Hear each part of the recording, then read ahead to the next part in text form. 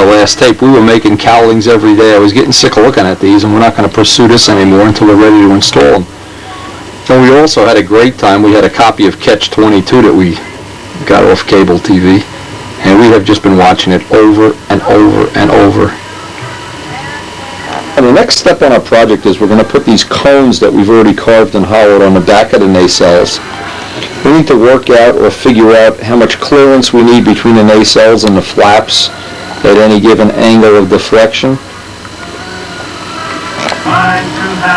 And on the last tape, we got the flaps and little flaps in the middle and all the other flaps all lined up. It was a pretty labor-intensive thing getting this thing all lined up. But we've reached a point in time where, and it's not come quickly or conveniently, but we do have controls. Now, the next thing, here comes the door. The next thing I want to do is cut the back of these out. Like I said, the next thing I'll do is answer the phone. Trying to figure out exactly what I want to do here. I want to gut out some of this material. So I'm going to put a brand new blade in the knife, maybe leave a 1/4 inch rib around it.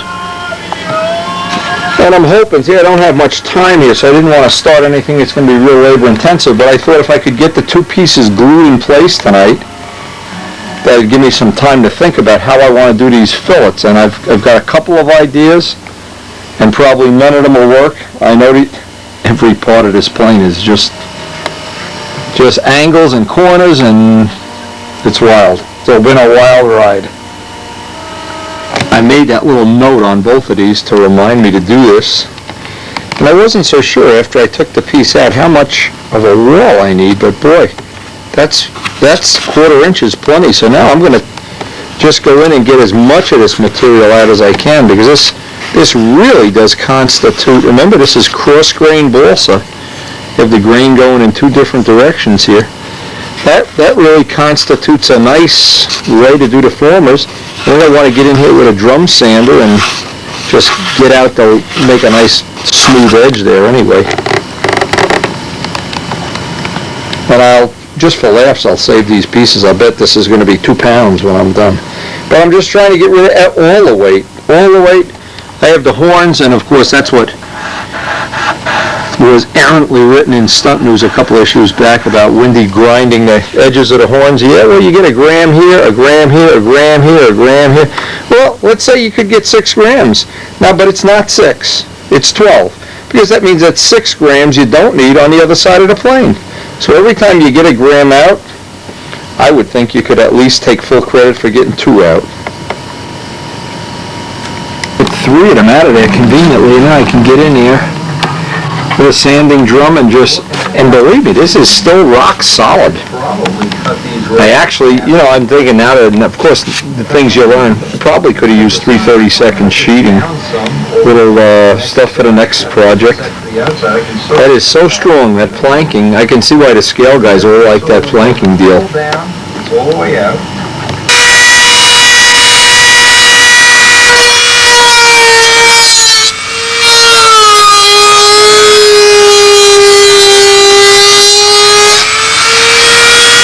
Oh, time for a new sanding drum, Wendy.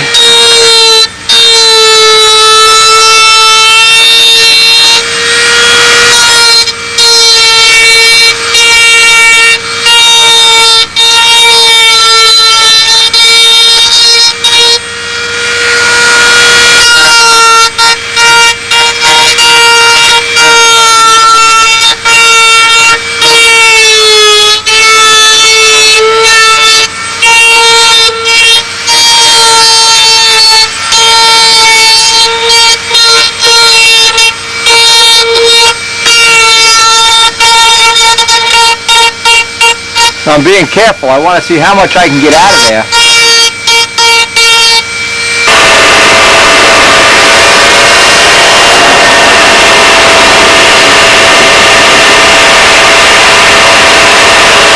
So we can look down into the belly of the beast here.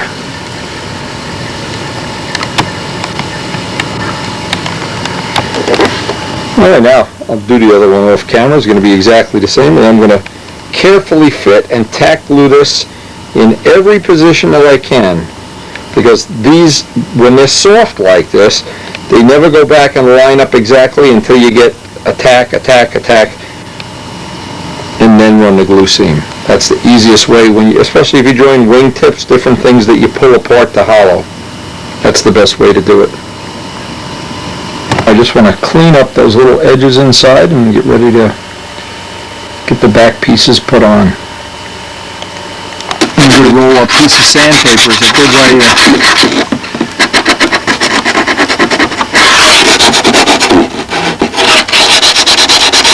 Just get another gram or so out. And by the way, the parts that came out of here were almost just under 8 grams.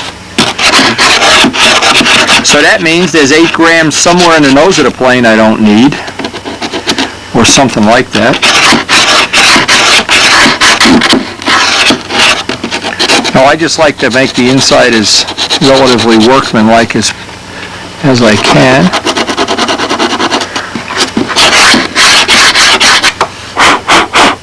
I remember Billy Warwood at one time telling a group of people, like,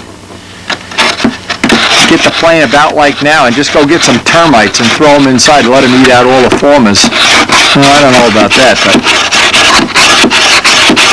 if we could put Chicky in there and have him eat out the formers. Then make a little more of a notch for where the wire's going through. It looks a little bit tight up here. And wherever it's tight, I can just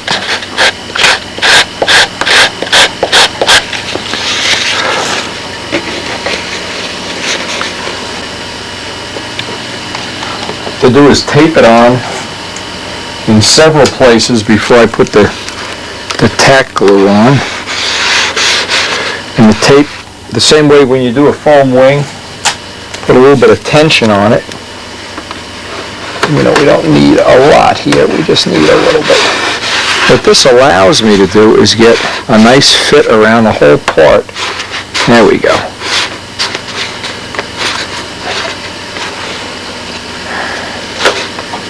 And then just put one little spot.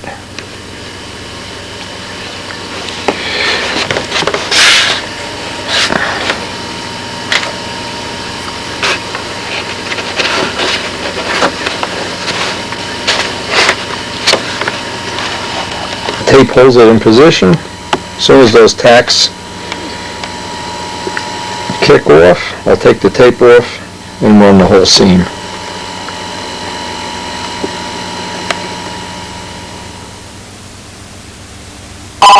Look at this, I get to the shop and 3 seconds later the phone is ringing. Jeez! I'm in the shop 30 seconds and I got 2 phone calls already. Okay, besides the point, what I want to do now, the last time I worked on this, I got everything glued in. I want to do a final sanding on the whole nacelle.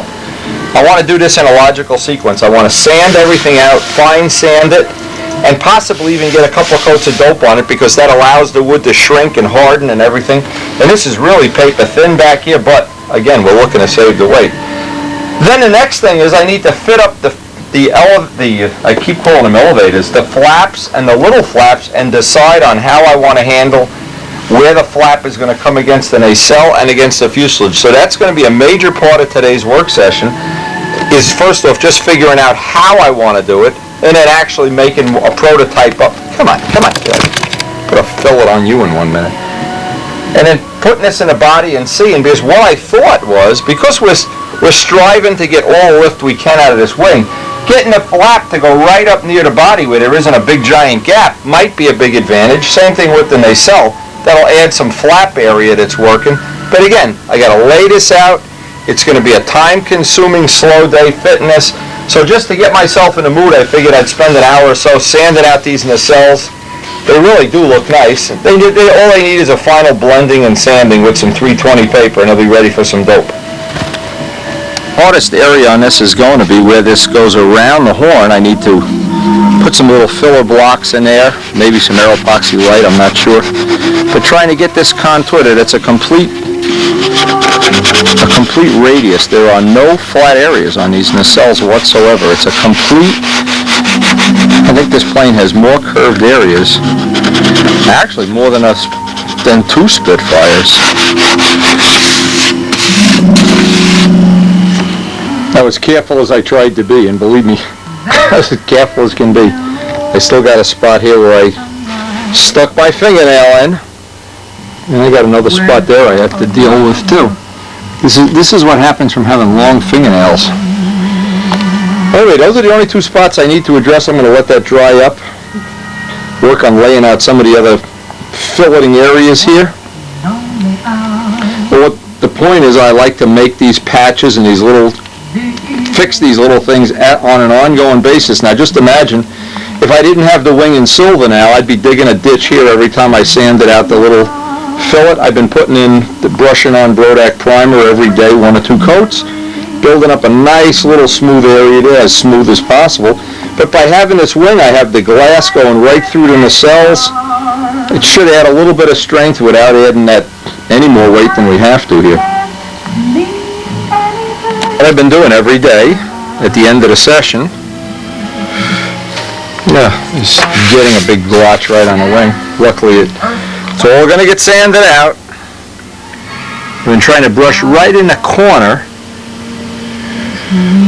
Because one of the things I want to do here at the end of this day, I want to have this primer dry, and each time I can make it go a little further out onto the wood. I want to put a couple more coats of clear dope on all the wood surfaces.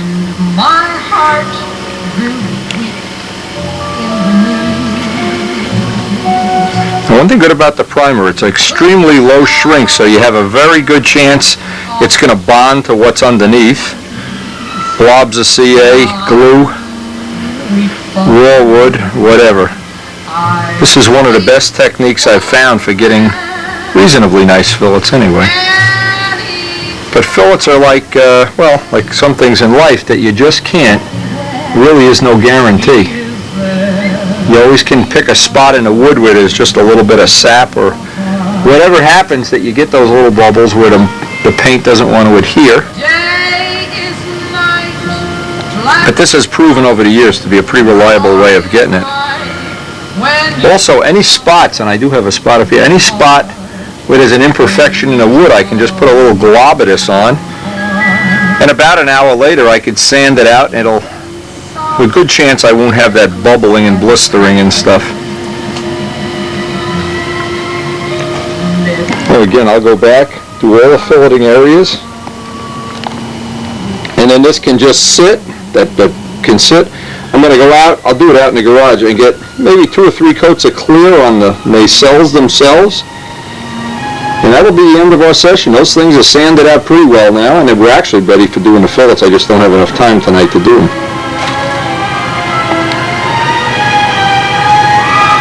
But that's a good little trick with that auto primer, and it's very light and very easy to do. Uh-oh. I've heard there's a little kleptomaniac over here. He can't decide whether he wants a tube of, he wants a Band-Aid. Look at this. Look at this. This is what I have to live with. He's got a Band-Aid now. Now I have these Band-Aids because every once in a while I run a razor blade into my finger or something, and you know what? The other day I looked for a Band-Aid.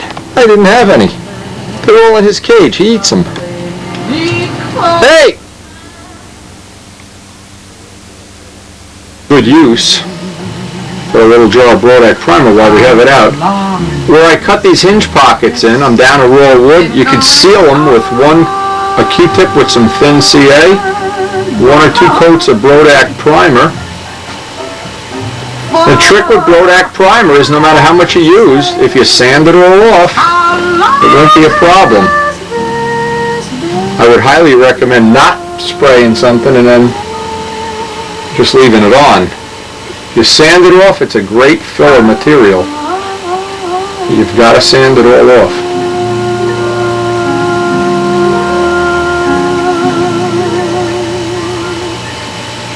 And that really helps. Now these hinge, once these are dry, I could sand them out, and we're ready to fit up the flaps. But generally, when I do a little repair like this, I don't like to put the green 3M putty on raw wood. What I do is harden the wood with thin CA, And then I have a base, it'll feather right out. But the bigger the sanding block, the better. In this case, because we're trying to carry a lot of the curved angles down. And by the way, I've been stalling, I'll be honest, because I really don't know exactly how I want to do these fillets. And I had about 6 different ideas running through my mind. And every time I get to the point where I say, let's go grab a flap and see if the fillets fit, what happens is I think, I'm really right. Try to do it another way. But we can't have that little flap here, that postage stamp flap that's going along for the ride. And that's kind of what's thrown a monkey wrench into our operation here. But we'll survive.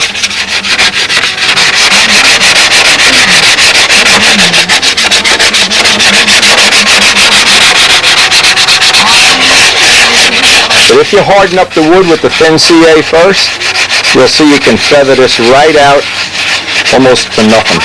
If you try to use it on raw wood, a lot of times it just delaminates when you put dope on it, so that's a good little tip you can use.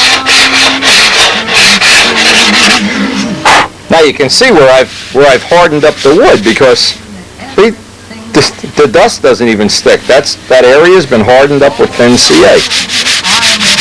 And the best way is just put some CA on there and just rub it with a paper towel. And I still got a little low spot there.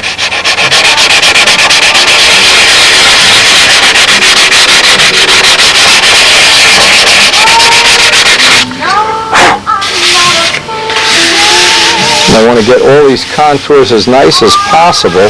See, at this point in time, your eye can't really pick up mistakes, but your hand picks them up right away. You need to, right there, I see there's a spot that you probably will see in the final coat of silver. Well, we may as well get it right now.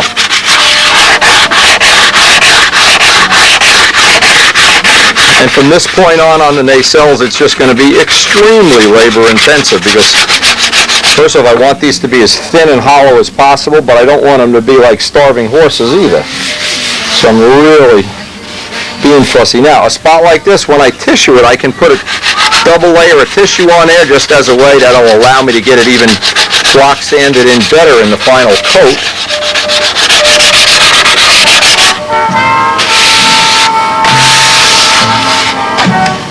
That makes me feel. This may look like a problem that wouldn't be that difficult to solve, but it's turning out to be difficult. Anyway, I wanted to make a piece with that little bit of an angle on it, the dihedral angle. The reason is I want to see when I go down how much flap I can afford here before I hit the nacelle. And that's exactly the amount. I can't make it any bigger than that. Now the fact that this flap will have a little hook in it, normally this little piece would be more, I mean, you need 2 more horns and everything. I just couldn't be comfortable with that idea that was going to work out like that. Now, what I'm going to do is just temporarily tack glue the piece. Well, I'll make another piece up here. I see I cut this a little too short. Just a little bit smaller than, a little bit bigger than this, because I need to leave clearance for the wire and then take into account the wire. So I'll make another piece up and just tack glue it on there, on that little bit of an angle. The real plane comes in, there's no way, because those flaps don't move up, of course. They're totally different thickness, width, height. We're dealing in a whole different thing here, but I'm still trying to estimate how much of the nacelle sticks out the back, because I want to make a little fillet in there if I can. Not sure. This is one of the things where I'm just going to have to make part after part until I'm kind of satisfied that we're going in the right direction. The pattern, the rough cut pattern, I made the part extended just a little bit. I need to put the notch in the front for the wire and then try to taper this and get a feel for, put the angle on here, how that's going to either look or feel. Then I'll need to cut it down to match the fillet. If I can get a fillet on the nacelle, it looks realistic. With this piece tack glued in place, you can see the problem is this changes as you raise and lower the flap, and I'm not sure I like the way that looks, or I don't know how I can kind of hide that. When the flaps are down, that would be real nice if we could use that piece of flap as extra flap area, but again, I don't think that's going to work either. But what I'm going to do is take this piece off and just sand the airfoil into it just to see if I can come up. Maybe I can split the difference here or I can come up with something just a little bit different. Again, if this was a straight flap, well, this would work fine, but on an angle flap like this, it pulls away from the wire on the upstroke. After looking at this from so many different angles and ways, the thing that we can't do, I can't get this edge to come up close because in the upward motion it pulls away, and in the downward motion it goes against the wire. So I'm going to have to kind of live with that. I'm not sure I like that, but I'm not sure I have a choice either, unless we want to make a straight wing B25. I don't want that either. Now I have these two areas just about the same. And what I'm going to try to do is carve the little fillet that would normally go on each side and see if by doing that it would be nice if I could make the flaps bigger, but what happens? You go down. There's so many complex things in this aeroplane design but again, that's the difference between this and a barnstormer. So making these two little pieces up, I'll just make a little pattern up and see if I can get them tacked into position on here before I actually do any tissuing on the fuselage or doping or whatever. I'd like to get all these little pieces on. I still have to make the supercharger inlets too. And see, now this is going to be, the problem is this is going to almost come even here. No, we'll find out. I'm going to have to carve them up and see if we like them. That little hook in the flap kind of looks nice. I just hope we can work that into the overall design. That's the best way I know of to solve this, what would have been an impossible situation with 3 control horns. I'm not sure. It's the devil. It's the control horn we know. Same kind of fillet you would normally use on any plane. So what I'm going to try to do, first off, is rough out a pattern, make up the piece oversize. And we know we have a curve in there. So this is going to be a little bit of a curve out of here.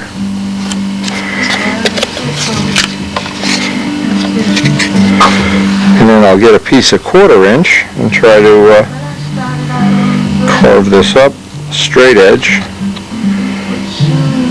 Let's see, the real plane has a little bit of a curve right at the back, so let's try to incorporate that if we can, very slight.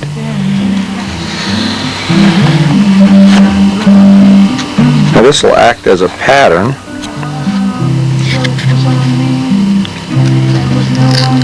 And I can carve this up out of a piece of 1/4 inch. The hardest part is going to be, now I need to oversize it on this side because this is going to have an angle on this side. Like everything on a B-25, no part can be straight or easy to manufacture. I wonder how they made the real plane. It must have been something crazy. Must have had a job. That's why we won the war, though. Let's just see how far this is going to have to go. Got to extend it up the front, extend it up the sides, just a little bit. A little trick that I use from time to time, since I've carved this up out of a piece of 3/8, the 1/4 inch just wasn't wide enough when it went up against the wing. And the trick I use is, if you're trying to make it in one piece, what virtually always happens is you wind up by the time you get it in here, you can't get the fit around the curve part right. So now I have the part against the curve right. So this area, now I can just laminate a little piece on the edge here when I'm done. But the first thing I need to do is get the taper, the flap taper in here. And even a little piece like this, every little piece has to have a curve, has to take into account angles and dihedral angles, so that I'm learning a lot.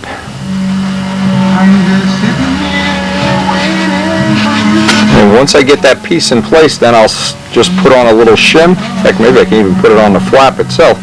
But to get that last little fit, it's a lot easier to do this than when this piece doesn't fit in there and you're trying to get it in, is to get the fit against the flap first. That's always the easiest way to do it. Now you can hold the little piece, have little scraps of balsa holding this, so everything's in neutral here while we're trying to line everything up. Again, I've got to go out to the tip, make sure I've got neutral, make sure I've got neutral here, and I can just tack it in place before I make a permanent joint. Now, after carving up about 6 of these, what I decided to do is just abandon the whole approach and make them up from 2 pieces, a piece of 16th and a piece of 16th on the other side, and then line it so that they would be, in essence, be hollow. And it's the fact that this has such a curve that no matter how I made these up, I just couldn't get them to fit to where I was happy with the fits. So I think this will be a little bit easier. Now what I'll do is I'll lay out the exact same thing on the bottom so that I'll have 2 pieces that'll come to a point, and then I'll just put a side on it. So they'll be hollow, maybe it'll even be a little lighter, so that'll be a little bit of a plus factor to it. Again, I like to experiment with 2 or 3 different ways before I make a commitment here, because this is something I may be looking at for the rest of my life. And if I'm not happy with it, probably won't be happy 5 years from now.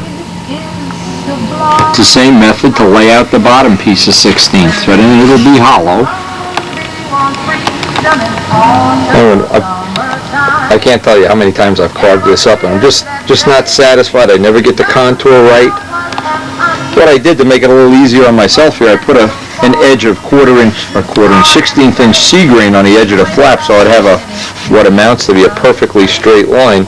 But as these flaps move, of course the problem is they get real close, but I think that's going to work to our effect. Maybe that'll make for better aerodynamics there. Like Bob Gieske said on his Nobler, when he put those little rudders on the end, it traps the air. He had a better corner. Who knows? We don't even know if these nacelles are going to lift, even though that's an airfoil shape. I'd love to know from anybody that really, Dave Downey, I think, the only one that knows this kind of stuff.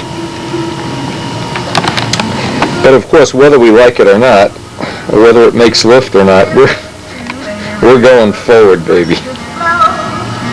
These parts I've carved up, they're just littering the place now. But that's me. Don't know how to explain it. This worked out to be the, I guess, as always, the devil we know, or the lesser of 2 evils, or whatever.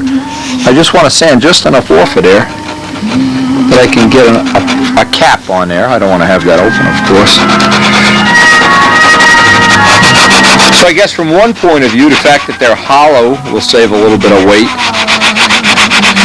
A microgram here and a microgram there, and here a gram, there a gram. Now, there's always jobs that, in the course of laying out a plane and thinking about it, that I totally, every time underestimate how long it takes to make these little fillets. Whether it's a cardinal or whether it's a complex plane, simple plane, I never plan on having this much time. And it's going to be several sessions before I get, because I got 1, 2, 4 of these to do, and then 2 by the few. I got 6 of these to do all together, so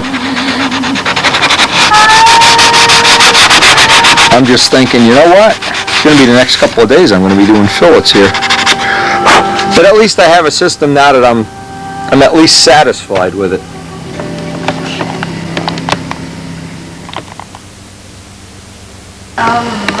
Right, I put a cap of 30-second bolts on there, and of course I'll sand the 30-second off of the cap that's on the flat part to sand that bird down. Now, only 5 to go. Problem is tonight we're not going to get to do any more. But I'll be thinking about maybe some possibilities here to make this a... See, these 2 have to tie together when everything's in neutral. When that's neutral and this is neutral, these 2 have to tie together. You know, most planes you only have to do 2 and 2 by the elevators. Well, this plane you need, I don't know, 15 or 28 or something. Something crazy anyway. But that's what makes it so exciting to be a B-25 pilot. And that's why we won the war.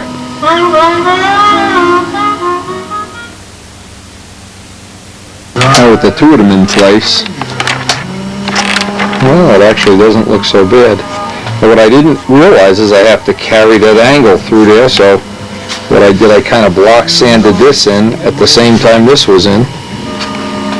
I'm not sure if it looks exactly the way I want it to, when it's up, when it's down, when it's in neutral. Anyway, we got 2 done. Amazing. Only 1 work session and I got a whole fillet made. Hard to believe.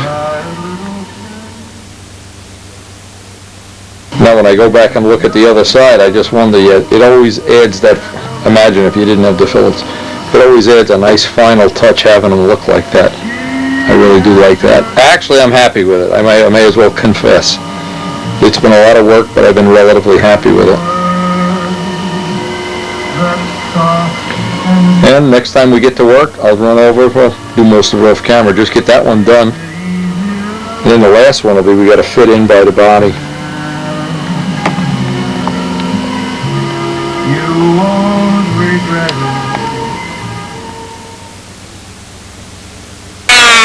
Now today we had to move my son's furniture, so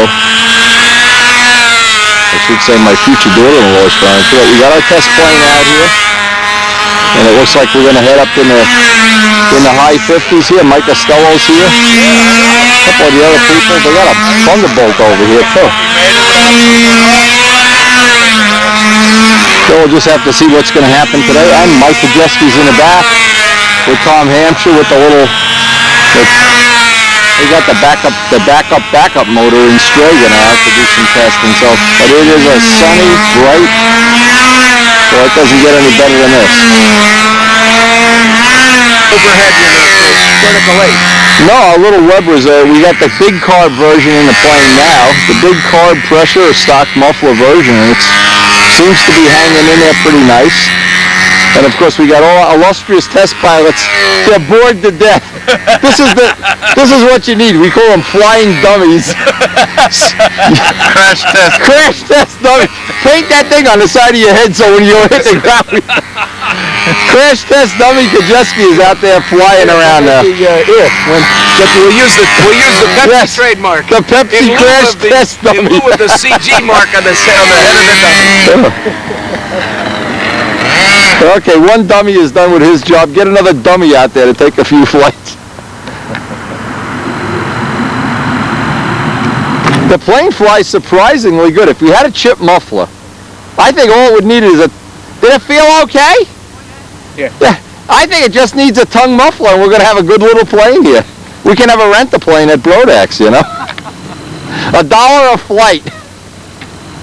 Why would it come up with dirt? I don't know. All at once. We've been pulling dirt out of this tank, and Mike Costello, of all people, gets a lean run. It'll pass through. It could be your filter. Did you back flush the filter? No. You gotta look at what comes out of the filter. Flight was dead wrong, so I didn't change a thing. Yeah, after He's the only one that can do that. No, that Windy can do that too. I see him perform. We are trying to use, how old is this tank got? 23 years, 24 years? And rather than if we just bought a new tank, we wouldn't have this problem.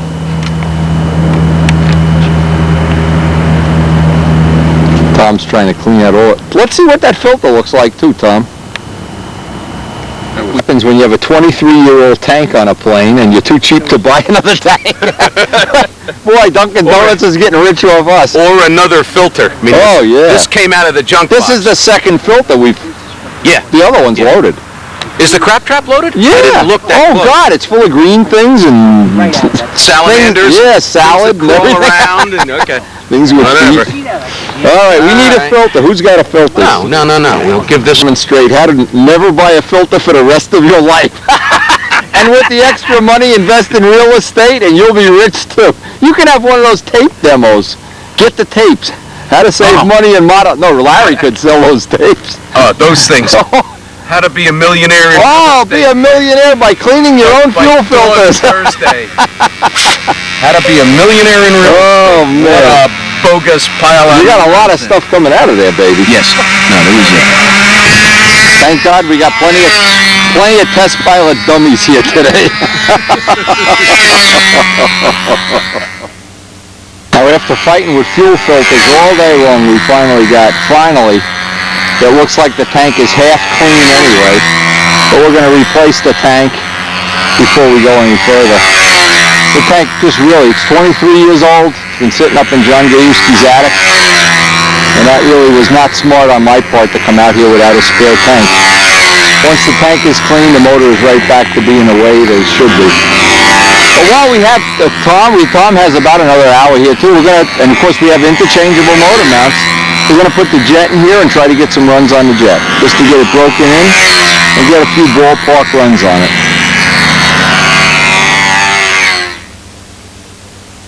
And in a matter of 30 seconds, the jet is in. Is that a nice system or what? I like it. Yeah, the clamps really good. They're perfect. Tower sells an RC mount. It's an RC mount, yeah. Aluminum can. The only thing that I would use as soon as I build myself a mule, I'll make those straps from steel, probably 3/16 steel. You know, just it give away a little weight and make them so they're. You just made those out of your engine pads. Yeah, they're made out of engine pads. And Jimmy's making them up in production now, so they'll be available in a week or two. I'll get them anodized, purple or gold or blue or something.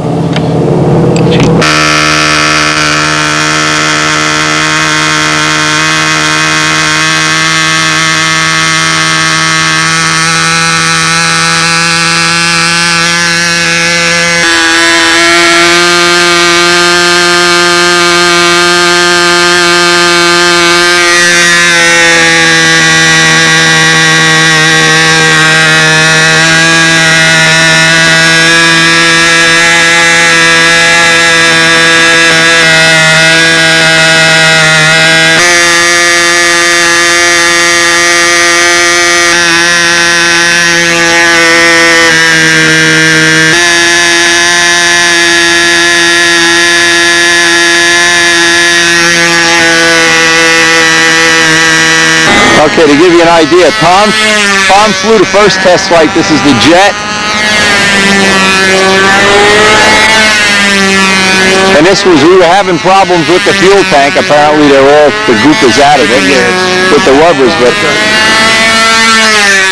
we're going to spend the rest of the day just getting some time on a jet. The jet looks extremely promising right out of the gate, just as Dubby sent it. And it looks like now our number one choice of engine is going to be, we're jockeying back and forth. But the jet sure looks promising. Boy, does it look nice right now.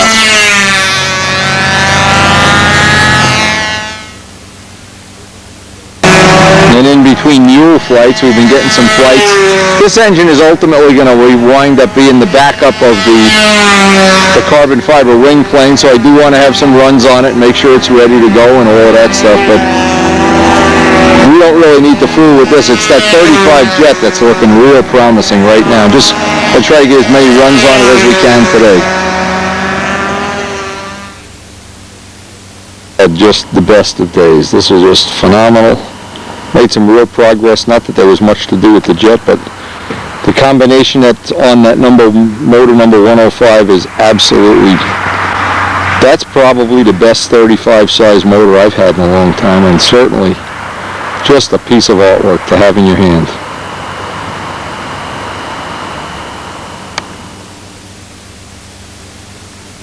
But what a day we had at the field yesterday. I don't know if we only put a few clips out. But we really had a day. In the middle of February, it was 65 degrees, no wind. It was like one of the best days of the year. We had a great time. What we did learn yesterday, and it was a significant thing, is that the jet number 105 is at a state of tune now where it is... What are you doing down there? Look at where he is. What are you doing? Hey! Hey! Get away from that belt buckle. He's everywhere the action is here. Anyway, the jet showed me enough yesterday that I'm going to make it now the number one powertrain choice here, and the rubbers will be the number 2.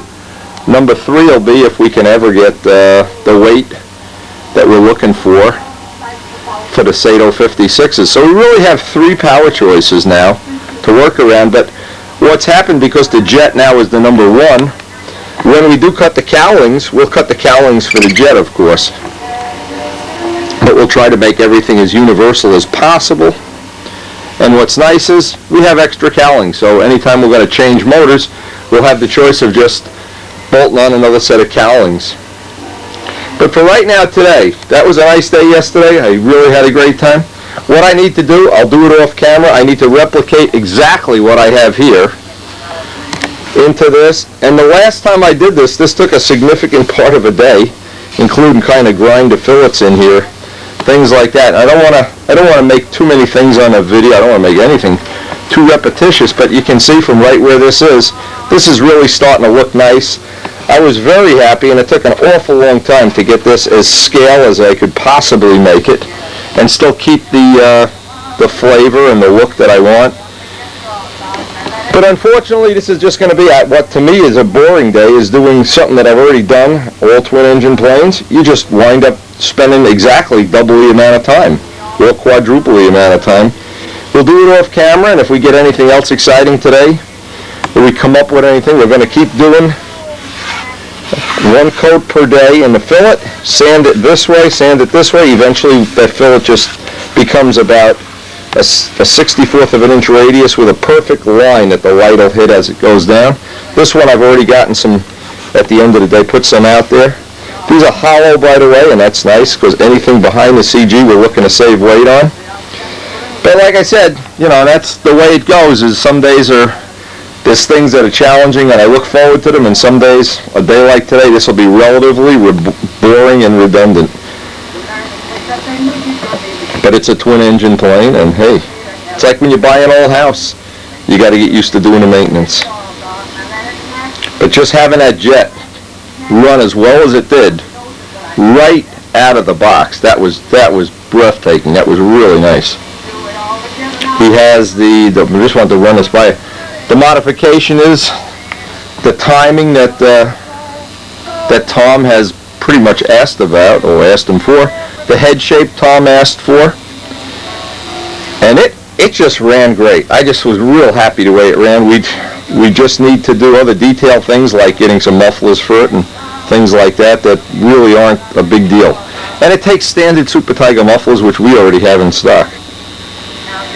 So without further ado, let's get bored, get this side done.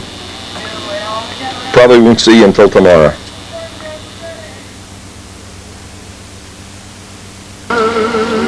Well, it's hard to believe. That was a whole day of work. This is just amazing how much work goes into this. Next thing I need to do, I'm going to set the fuselage in place, and then I want to see how close I can get these. I'd like this bird to go. I'd like these to be as close to the fuselage as possible so that it can trap air in there and maybe be just a little more efficient than it would be without that if we had a big giant gap. And how you look at it now, it's really starting to have that look of what I thought in my mind the B-25. And when I first saw Dave Downey's plans, it jumped right out at me. How realistic this thing really is going to look. Hopefully. We're going to bolt that fuselage in place and see if I can finalize that. And then what it'll allow me to do, I can start doping and tissuing the flaps. And that can be drying while I'm making up the supercharger inlets, which that would be one of the next steps. I have this all mapped out on a little priority list. But the next thing is the fuselage fillet and answering the phone. Now, it seems like everything we have to do that involves fillets takes forever. In this case, I wanted to make a little fillet up along the fuselage side here. Wasn't sure if that would work out, how it would work out. Problem is because this is cantilevered, as you come up, it goes up against the body, which is okay. In the down motion, it pulls away. So that it's really difficult to get an even piece in there. I'm going to try to make a triangle shape and run it right up against the body. I'm not sure what that's going to look like. I tried on this one to do the same thing, so trying to figure out what the clearance on this would have to be. I would like to have this a parallel line, but then I'm losing flap area, so I'm going to go with this, that it's going to probably wind up being a triangle shape. And when the plane is all together, boy, it really does look like a B-25. It really has crazy look. I've been putting a little wood strip on the side so that I'd have something to work with.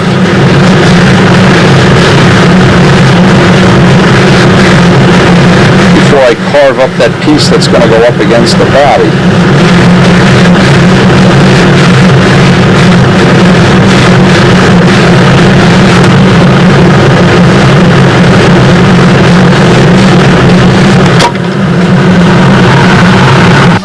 Again, we don't get equal clearance any up dimension and down because that angle swings away.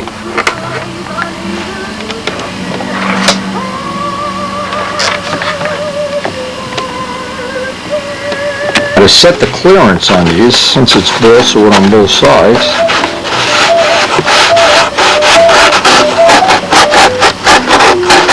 move it right up in the front. What I usually do is get the clearance on one and then use 2 layers of sandpaper as the final. Basically, you can fold it back over, and that takes care of the thickness of the finish. No matter what, if you're doing your traditional ship or something high-tech, this gives you a nice clean fit. Now I'll harden up the edges with thin CA.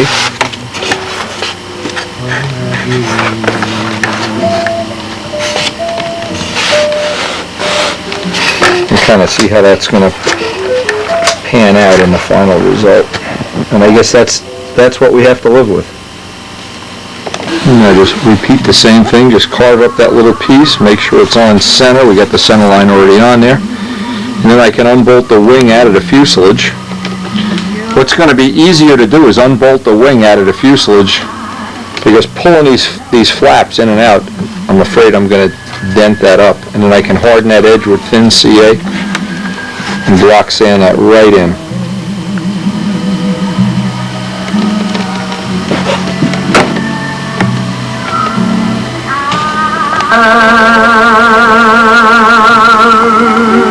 Just sit me here grabbing at the flies round this rocking chair. Well, we get a little bit of a preview look of how this is going to look when it's all in one piece. And Harriet, up in heaven she be. I just had to do this. We're at the point. I wanted to just lay everything out together, get some idea of what this guy is going to look like when he's all in one piece from a lot of different angles.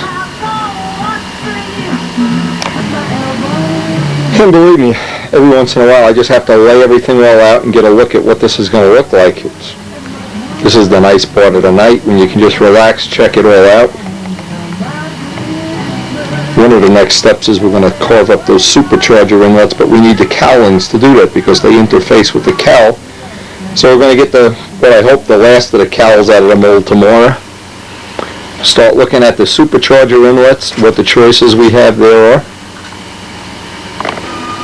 I don't know what other people are thinking, but I'm sure thinking this looks like a B-25.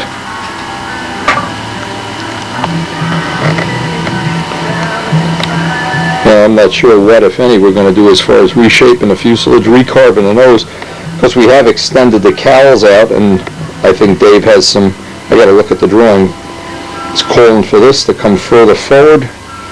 We're certainly going to see how that's going to play out. We won't know about that until later. There's a thing where the prop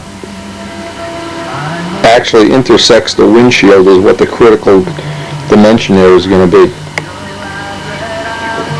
Anyway, we come back to this tomorrow, and hey, I'll be thinking about this tonight.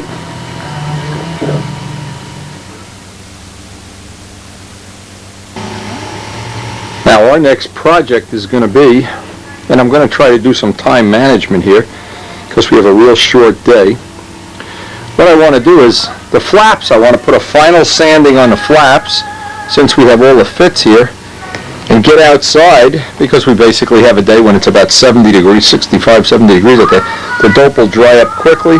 Get 3 or 4 coats of clear on the flaps, and then they'll be ready to tissue. So that can be drying while I'm laying out my supercharger inlets. Now, one of the things I like to do, if I possibly can, is nice and early in the morning, get out here, get some of this dope drying. This is supposed to be another 60-degree day, and if I can get a couple of coats on, in this temperature, it's only maybe an hour, so I can recoat. What'll happen is I'll do this every hour or so, every 2 hours maybe. Depends on the temperature, you can feel it. But what'll happen though is, by tomorrow, this will be ready to tissue. And then I can start filling in all my time. I want to carve those superchargers up. I can fill in some time with doing the tissue, sanding this out, all the things I have to get ready for.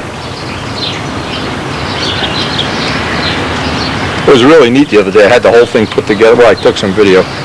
Had it all put together in one piece. And I don't know. I think it looks like a B25 anyway. Anyway, I will get probably 5 coats every 2 hours or so, break out here and get some more dope on it. Let it just dry outside. It won't even stink up the house. Karen will love me. Now, while that dope is drying out there, one of the things I'm looking at is, and I'm trying to figure out exactly how we're going to do this, I need to make up what amounts to be these supercharger outlets, but then where the cowl flaps end, there's no cowl flaps in front of them, of course. I'll have to trim away the cowl flaps when I figure out how we're going to make the mounting system up, but this kind of sticks way in, it comes out over the cowl, and I'm looking at, it looks like it ends right about where the lip, where it would turn into cowl cooling flaps. See, this is what Dave was concerned with, is having this, that the props end right at the end of the canopy as being a very significant thing, and I think he's right. But now that I can put the whole model in one piece, I can kind of see if we need to move this forward, or what we have to do, if we have to make it thinner, thicker, wider, put more of an angle. Now, from what I can see, now I got plenty of good views of this, there are 2 variations of this theme. One is this kind of flat, half moon kind of inlet. The other one is a more square box-like inlet. So, now this has the collector exhaust, so, and it's much more box-like. So we do have 2 choices when we actually do pick up the knife and start carving. We can kind of look at doing it either way. I think the flatter of the 2 are the more common ones. But these are all things I need to take into consideration before I start carving this up. Again, the square box ones, I kind of like the way the square ones look more than the flat fluted ones. Again, we have plenty of choices because it isn't like they're only unique to one model. You can see this is basically the same model we're modeling with the tail gunner compartment. So I guess what it boils down to, and with the collector exhaust, I guess what it boils down to is we have all the choices.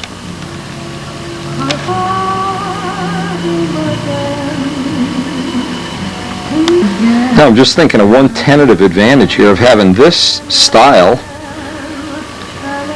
If I decide to go with this style, and again I have time to think about this, if I go with this style, one of the things is I can use this as a prime hole if and when we ever get the Sato 56s installed. This I can just run a piece of tubing in here and prime the motor, so that might be an advantage to having it that way. It may make it more universal. And of course we're not painting ourselves into a corner with any one motor. And for all purposes, I think I'm going to do the square ones. I've been thinking about this for a while, and just for the fact that it'll give me a prime hole, which is something I otherwise would have to cut a hole in the top of the cowl if I have the 56s installed. So with that in mind, let me go get this is easy, just go get Dave's drawing and sketch out and interpolate from the thin, I guess just thicken it up about 1/4 of an inch or so, and see how close we can come to replicating that.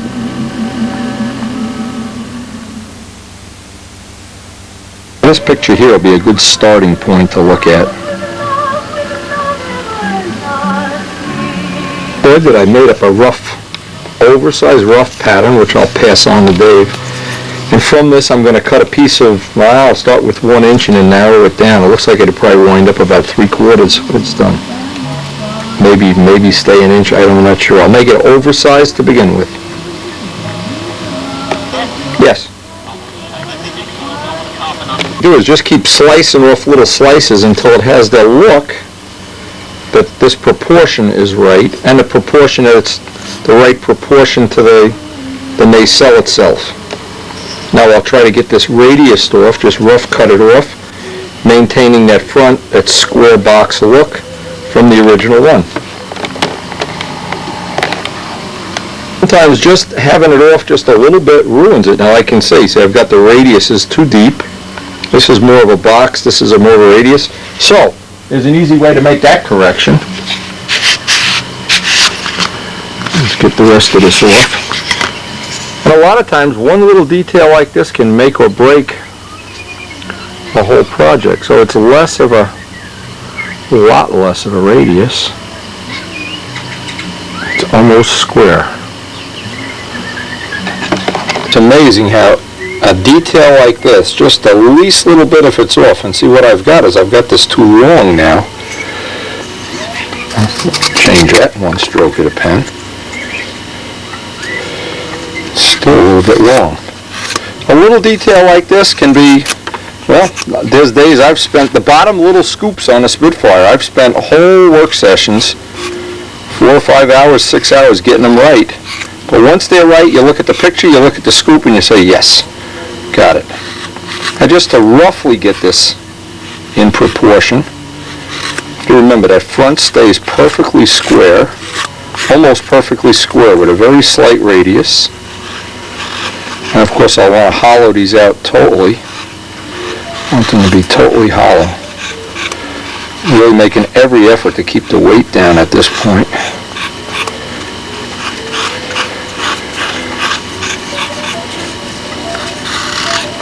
Very promising how those jets ran though. Boy, that gives me more choices in motors, and of course I want over the course of the life of this plane to be able to just clamp in any motors that come along, 2 cycles or 4 cycles, or anything new. We don't know that new things aren't going to come out.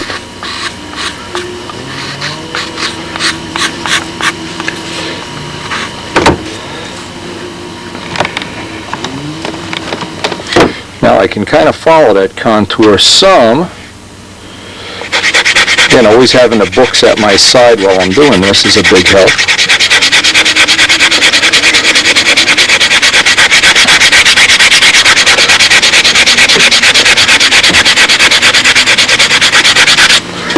Trying to get the proportion, the length to width accurate. Boy, when you put that whole thing together, it's the one thing that jumps out at you is just how much like a B-25 it really looks.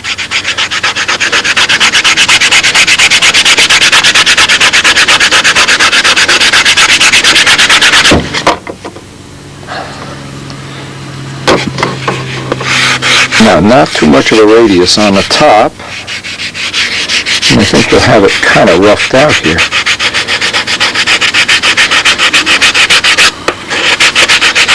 And one of the next things I have to figure out in my mind is how I want to attach the cowls. We've got enough of them made now that I can use one for patterns if I want to. And if we have to, we'll make more. Let's see the box.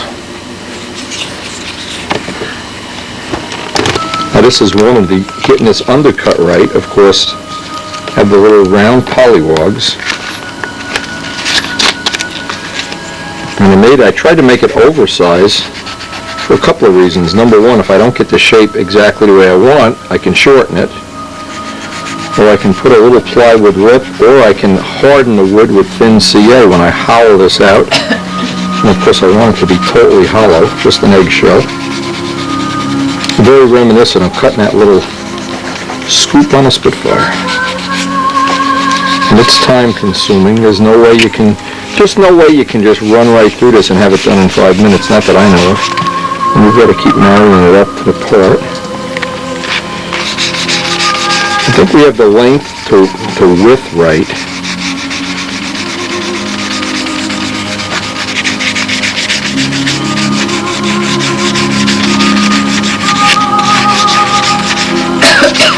Now on the scale plane also, around this scoop, there's a giant amount of filleting material.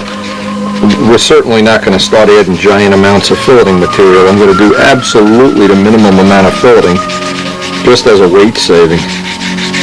Fillets really get heavy in a hurry. Even with Aero Epoxy Light, you can just trowel on an ounce at a time. It's not something I want to kill a model now with giant fillets. Okay, that looks like we're real close now. Now the next thing is I want to hollow it all out. I can just make sure I leave a little bit extra roll thickness and be able to do the last little bit. Because this is almost exactly square. A lot of this is just by eye.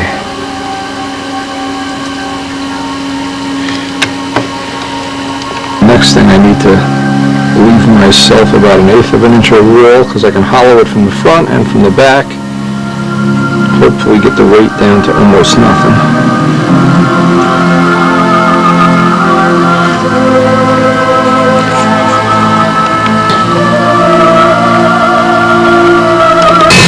This is the part that can really make you crazy, is trying to get it hollowed out. I'm not sure how much of this we're going to be able to get out.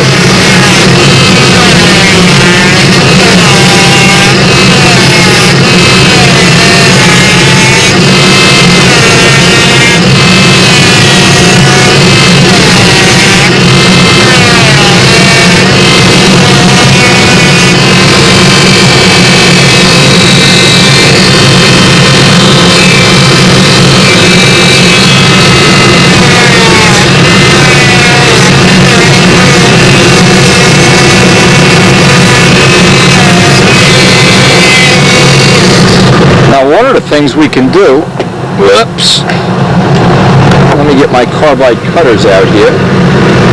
One of the things we can do is figure out what radius we want to have, and probably the smallest one will be the best. Because I want to have this, the way I can do this, I can get a look at what radius we'll wind up with, is just do an impression test. And it's a lot easier to do the inside radius and then make the outside match. Like you can see otherwise we have the pointed ones. Here, this looks like this will work. So a lot of times, this is the easiest way to do this. Let's see if I can get this on camera. I'm not sure I can.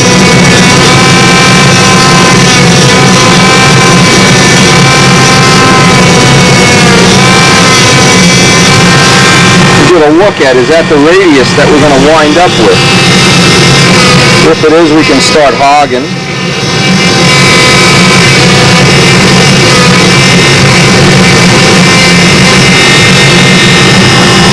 Take a little bit at a time until we get right down in there.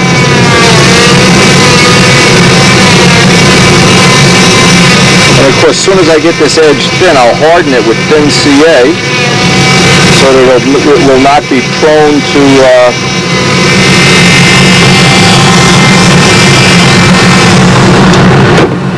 right now I can harden that edge so we don't have that edge. I don't want this edge to wind up where it's vulnerable.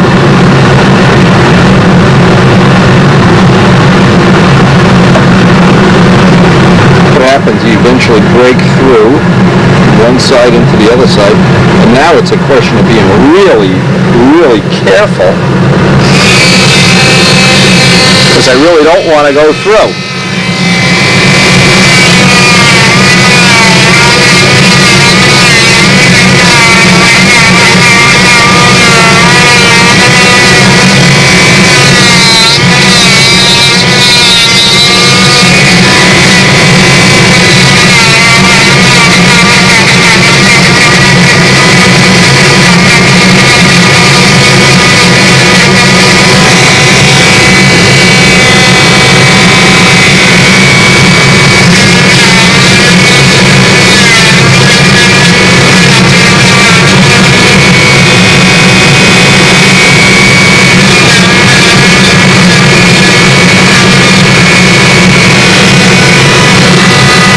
We're starting to get through now.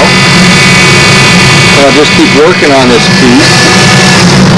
I actually could wrap some sandpaper on a little piece of tubing to get the last little bit out of there. Sometimes you have to make up a little tool like this, and I'm trying to see what diameter I want to get in these corners. Just using a rotary tool to take out the last little bit, there's too much of a chance. In fact, this is not going to work. Let's try this. Sometimes you just have to improvise. So allow me to get in there and clean that edge out.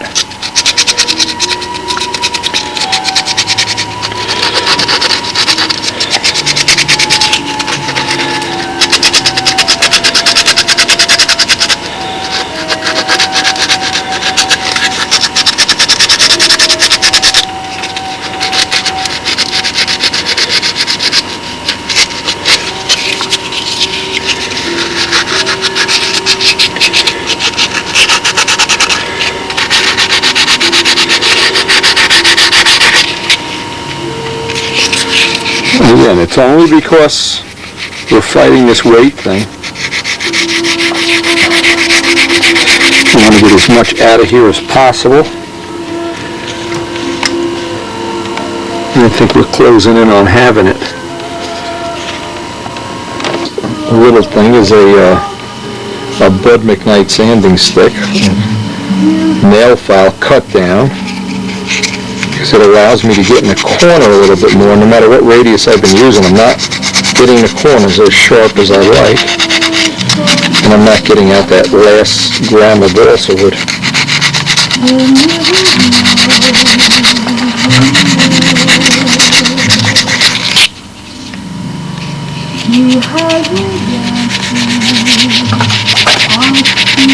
Again, little details like this really eats up a day, because I just keep going back and forth until I have this as light as I possibly can make it. I need to harden this edge up.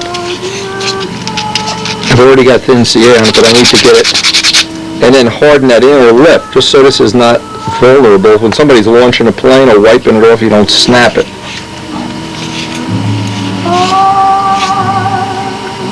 Last thing I did, I put a coat of thin CA on everything in here because I don't want oil to get in here and start wicking in and making a mess. Now what I'm going to do is just lightly sand this out. And while I have it off the model, I want to paint everything in here flat black, or at least black, so you don't see in there. Once this is in place, I don't want to look in there and see balsa wood. I want to see like it disappears into the black hole in space. Once that CA is hard, then I can get back in there, get it kind of cleaned up anyway, keeping the corners as scale as I possibly can.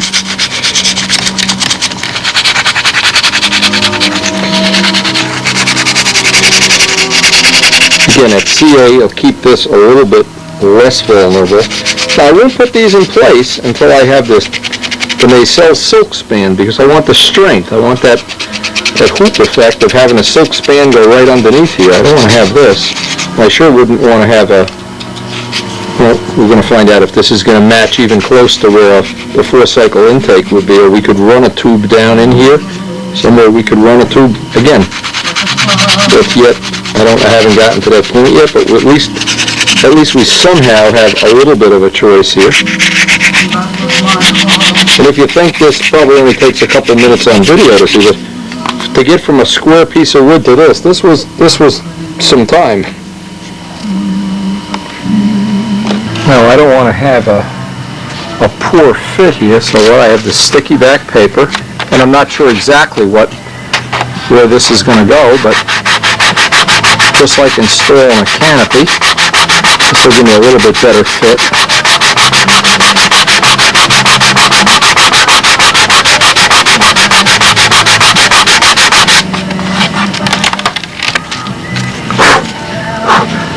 You can see that puts that little reverse curve, gives you a nice fit.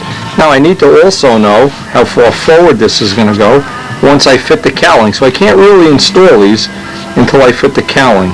But what I do have time to do today, and I thought it would be real productive, is because we have this warm weather, Gonna get outside and get 4 or 5 coats of clear on this, and while that's happening, I can carve up the other little part. So that can be drying while I carve up the other little scoop. It'll hopefully gain a little bit that way.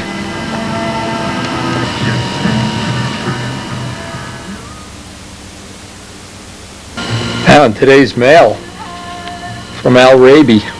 Look at this. Is that a thing of beauty? Looks like it has a Sato 72. Must have a Sato 70. Can't wait to find out how that flies. This, I think, is the plane. He has some kind of a quick build, the parts of laser cut kind of thing going on. And certainly this really looks realistic. I like the smoke. Hey, this bird blows Al Raby's picture. Get out of here. Great. Get out of here. Quiet. Anyway, that really looks nice. Really realistic. I have to find out how he did the ink lines in white. I like the white ink. Needless to say, I've done them in with the white ink pen. But he might have another technique. I'll have to speak to him about it. Hey, the Sato 72, we're certainly going to see how that works. I wonder if he has a Cowling mold. Anyway, next time we talk to Al, we'll get a little more update on this. That really looks like one super plane.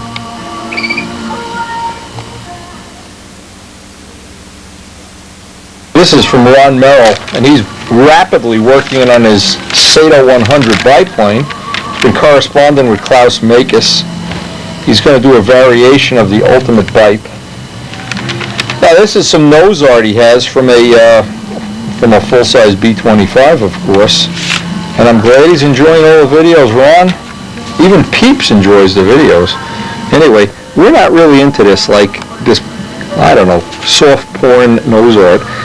But one of the things, and I'm using Warren Walker's inspiration for my nose art, I'm going to try to incorporate Peeps into the nose art. And my mother's name was Olga, and I was thinking one of the little nose arts I'm going to be sketching up when it comes to time is Olga's Oriole. Not sure I go for, I like to keep my my airplanes a little, look at this guy. Chicky! Get! I'm telling you, I think he's looking at this girl and getting aroused or something. Anyway, back to the shop.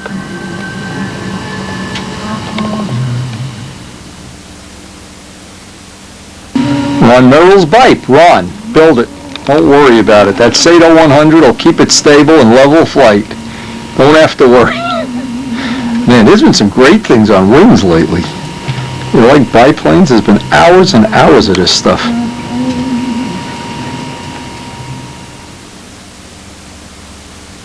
Now, it seems like every year when you go to fly a new plane, there's some kind of a nightmare scenario here. We come up to the field, Mike and I are here.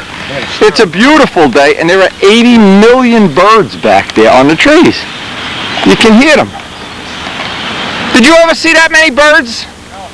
Unbelievable. Alfred Hitchcock. This is like an Alfred Hitchcock movie. This trees, the field was full of birds. Look at them. They're just waiting for Mike. Dum, dum, dum, dum, dum, dum, dum. Anyway, we're up here.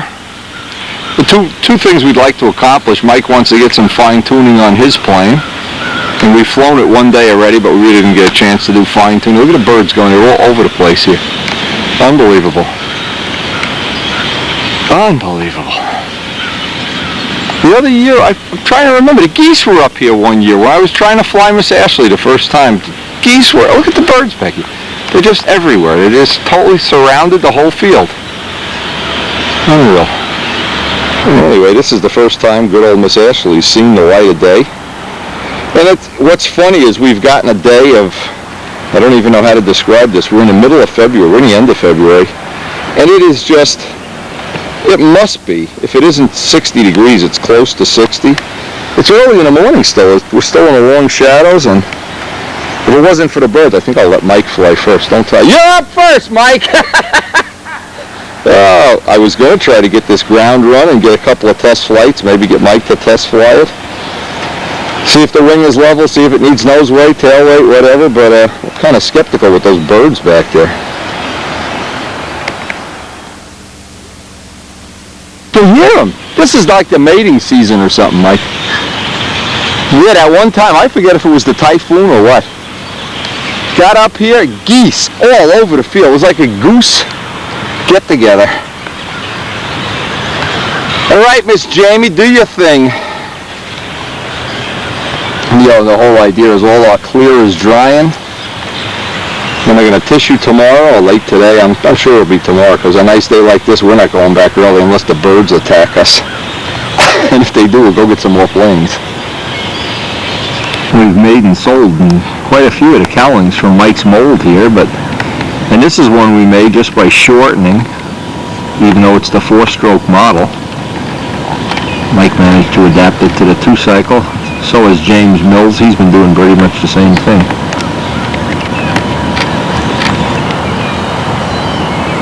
Well, this is quite a story. Mike has, this is 3 wings have been in Miss Jamie. And old Miss Ashley is just a whole new plane. That's like the wreck of the month club here. I don't know. Anyway, we want to see if we can get a flight on this. For all the preliminary things, see what's going on. It looks like we will have some weather today to do that. Oh, the smell of Brodak dope in the morning. Listen to those birds. I can't believe. What the hell are they doing back there? There must be a dead body or something back there they're eating. Oh, scary. One cardinal got rid of 200 crows or blackbirds or whatever they were. All right, first thing, we've been watching to see if the wing is level. Before he's been playing with the handle adjustment too.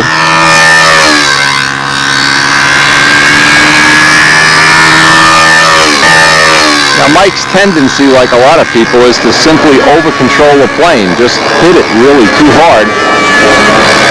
If you don't see it in the videos, you can trust me when I say he's very, very strong. Like Joe Adamusco. Tends to fly the plane like he's driving a trailer truck. And over-control, anytime there's an error, it's always that it's too hard.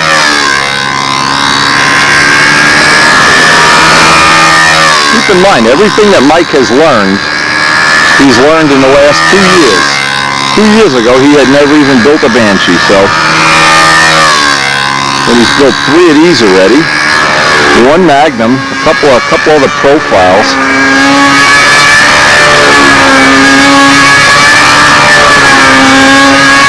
And he's a great buddy of mine, a great friend. So I'm going to work with him here. We're going to try to enjoy the day, try to get a preliminary first flight on this Ashley if we can, but the first thing we'll get Mike's plane done while the air is still good.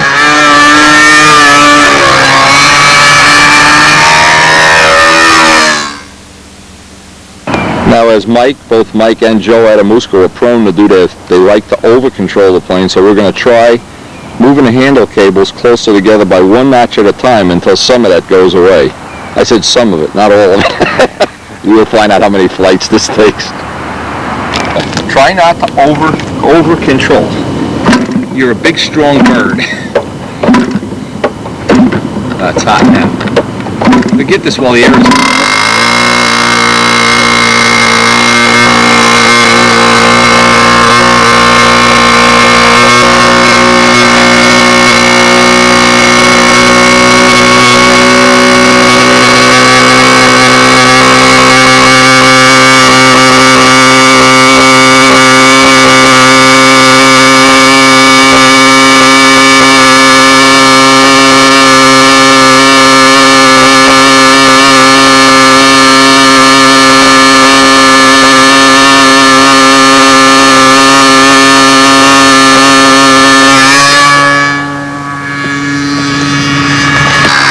This is good stuff, good information you can use if you're building your first twister, or if you've got your world champion Watch-It painted with candy apple paint. I try to look at a flight, and it just happens that Mike and Joe Adamusco have the same tendencies, is of over-control. Now that looked okay, but what I'm going to do is count through the pattern how many over-controls they have. And what we're doing each flight, again, is coming in on the handle. Mike started out with the thing all the way open. I think he's in 1 notch now.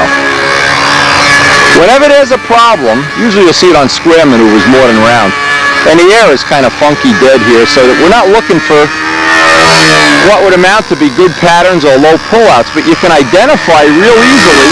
You can identify it if you're flying by yourself with a video camera.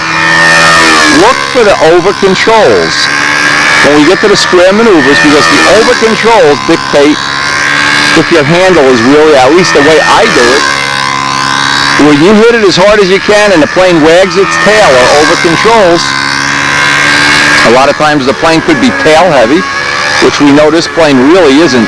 It's a little on the tail heavy side, but not a lot, because it's got 2 paint jobs on it. This is a plane that has 2 full paint jobs, and all of that paint is behind the center of gravity. But the biggest thing is we can adjust the handle a lot easier than taking the paint off the plane. Now that was okay. Oh, a little bit. See, a lot of times too, it's unfair to make a change like this, then take one flight and say, that's no good, because it takes time to get used to it. And that one was okay. He's going to fly through his own air here, I see that. That one was better. So what's happening, as we're closing down the handle, it's getting better and better. It tells us we're going in the right direction.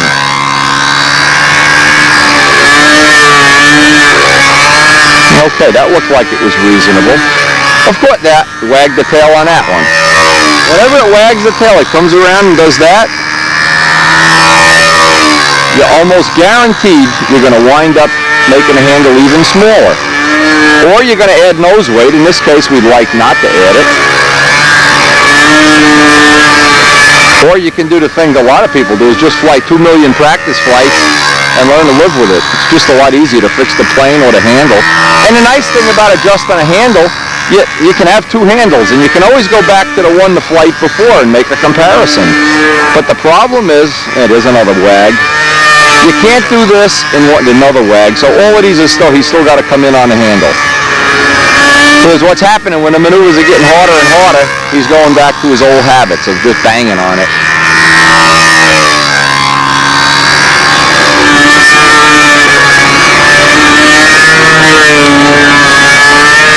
Now here's something just something I think about here. I listen to the motor run here. This is my big Jim Hemi Tiger 60 with the pipe from 1991.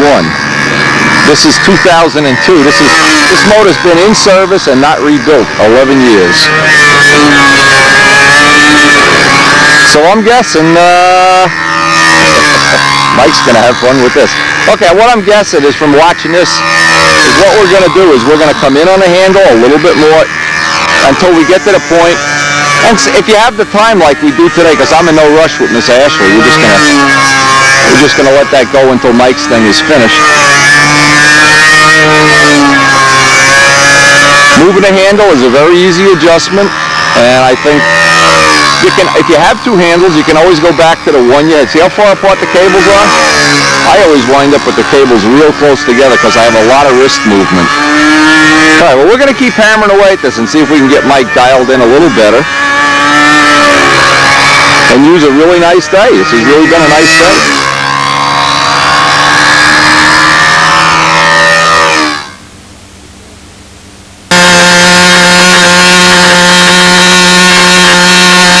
I'm recording.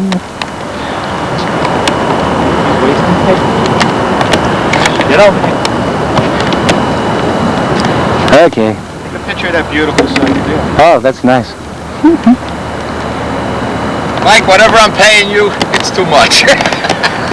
You're early in life. Get these nice weather days. All right. Chickadoodle strikes again. All right, let's get this running.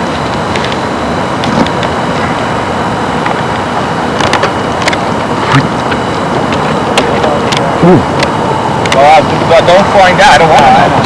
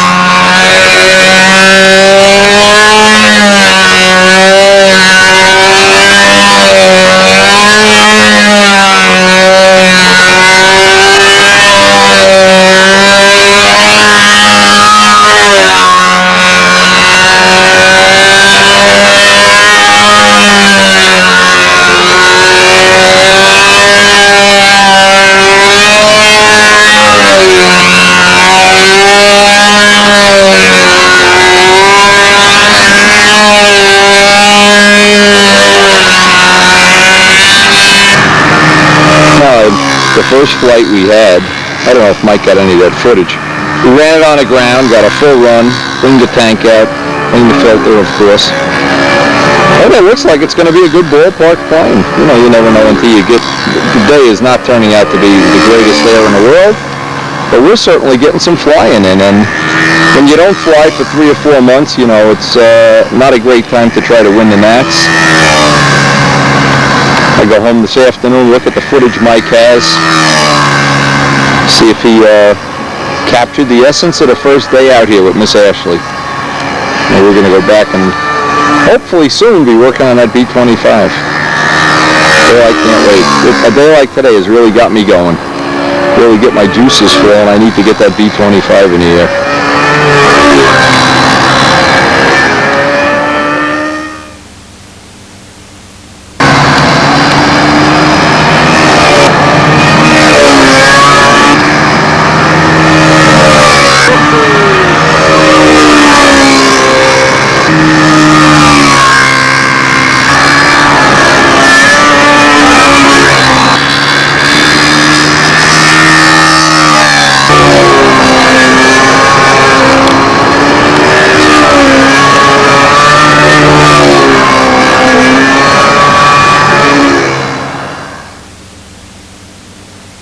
Now, back from the first day of flying, there's a couple significant things. Peeps has to check out the model, make sure the glow plug is okay. And I'd say it was a pretty successful day. Plane seems to track real well.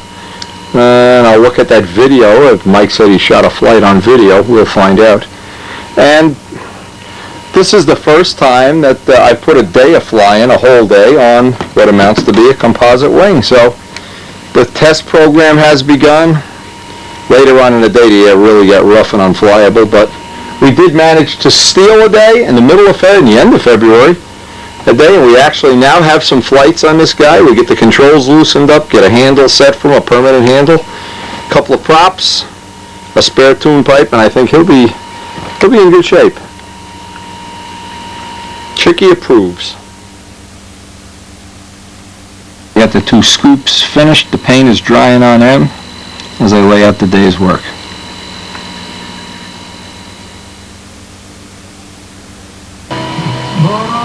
Now today, they're predicting snow, of all things. We had a 70-degree day in the shirt sleeves, and boy am I glad we took advantage of that day. It accomplished 2 things. This was sitting up by a heating vent for an extra day, and all the parts that we had put the original coats of clear on, this is now ready to do a final sand out and a silk spanning. We also have real good feelings that this will trim out to be a very competitive plane. So now knowing that, rather than assuming it, that changes everything. Gives us a new plane to work with in the spring when the real spring comes. What I wanted to do, I want to get the flaps ready, the flaps tissue and those little scoops, the little turbo inlets that we made the other day. But having an extra day of drying, even on the flaps, that'll let that sand out go a lot easier. This is the first question that well, anyway, people in the club here that come over and do their tissuing here, or when Mike was learning this, or any of the people, they want to, how much clear do you put on before you tissue it? Well, if you say 3 coats or 5 coats or something, it makes it an indefinable thing. Here's what I like to do, is just take a part and have some little reflection of clear on it, just that it's got a slight little hint. Or another way is, when you do put the clear on, you know you can do this, and let's get real close. You can hear it, because it raises the grain, it raises all the little wood fibers up. Now we can very carefully, with some 320 or 400 paper, sand this, final sand all these parts, and these will be ready for tissue. Now what I like to do, it's a 2-step on a flat surface, like a flap. It's really a 2-step thing. Get me some new sticky back 320. Let's take one of the smaller parts. Because I want this to be a flat surface, and you can see, I hope you can see, that there's a little bit of a shine to it. I want to block sand it first to get all the flat areas flat. But the idea is I don't want to sand it and go down into the wood. I just want to get rid of all the little dust, all the little rough areas and edges. This is not a sand it back down the wood or lighten apart. And because we use quarter grain, the sea grain wood that we used for this part is really nice and stiff and rigid. And it should be very warp resistant.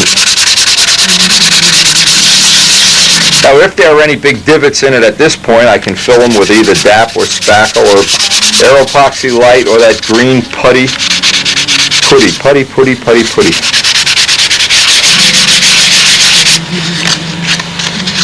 Now once the parts are done, then I'm ready, and I'll get all the parts done. And by the way, I have to sand those nacelles. That's how much sanding goes into it. The test is, you run your hand on it, it picks up powder, you know, to paint.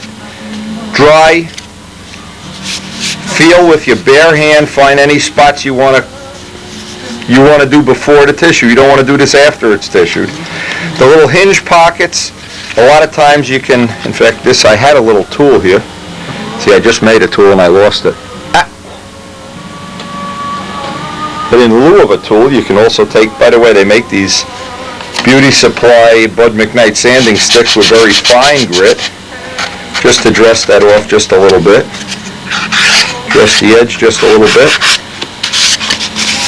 Your hand is always the way to tell if you have a bad spot. By the way, there's a funny thing up the field yesterday. I didn't get it on video, but of course Brian and Mike both know Chickadooley. Speaking of Chickadooley, he's eating a flap. Look at this.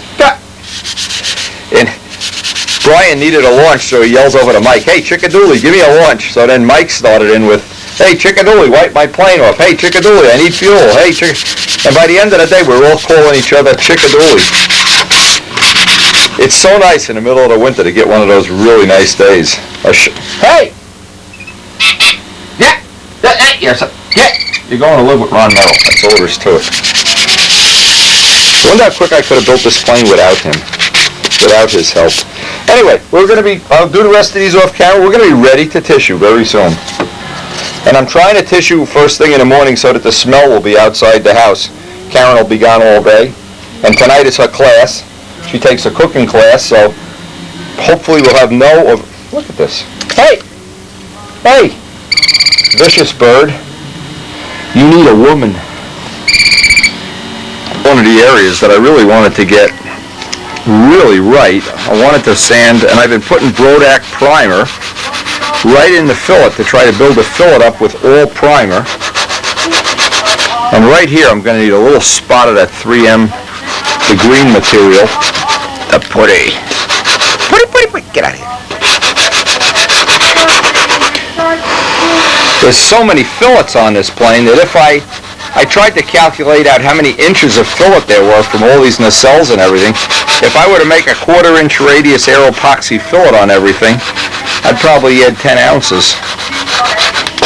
So I'm trying to get these clearly defined areas with just a very slight radius in them, and I think that'll work well. We've used that before. And right here is where the spot where we just need a little tiny bit. Now, another trick, as soon as you have, and in this case I'm using a pointed tool, just move it 1/4 inch. Gives you a whole new cutting edge. It's like having a razor blade that you can get new cutting edges on. Now what's amazing is how we've already doped this part and sanded it, and all the little glue seams and everything, and then it sinks back down. Once you sand it, second time you dope it, it kind of stays stable. So even like here is a glue seam, I'm hoping by the time we actually get to put the tissue on, because I don't like the seams coming up through the tissue. And we'll be ready to tissue this in another hour or so. But when I do the tissue here, because it's all complex shaped, I don't want it going down in the fillet. I want to stay about 1/8 inch from the fillet. And then I'll use that last little bit, I'll just put Brodak primer in there. Any real tissuing, I want to make sure I'll put another coat of clear on everything. And what this is for, the only purpose this is if one little spot where we've sanded through, I'll let this dry. While this is drying, I'll do the flaps and the little center flaps. I call them elevators.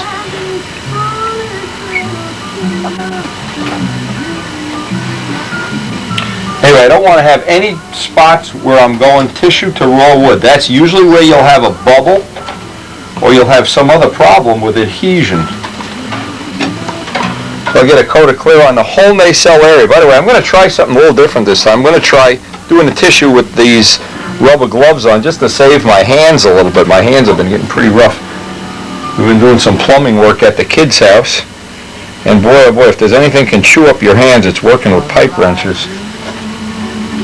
Anyway, that coat of clear is an important step because I've seen some people who have, well, just an unnecessarily high amount of little bubbles and blisters, and usually that results from there's not enough dope under the tissue. So I want to, at the risk of having too much dope underneath, I'm going to squeeze it up through the tissue, so it's never going to be a problem. But if I don't have enough, I can't do anything about it. We'll not get a good adhesion bond.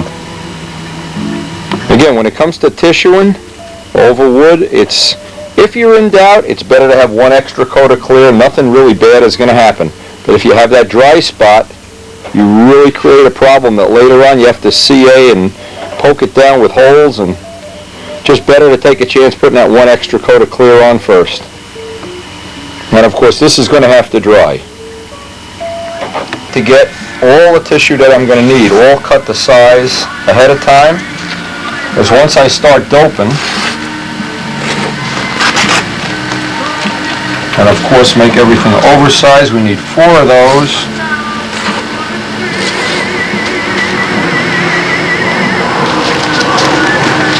I want the grain of the tissue. This is one thing I would never want to do, is do one this way and one this way. I want them all to be in the same direction. In this case, I can cut the length. And I need 4 here. Try to get all the grain going in the same direction. Use Windex to wet it down with.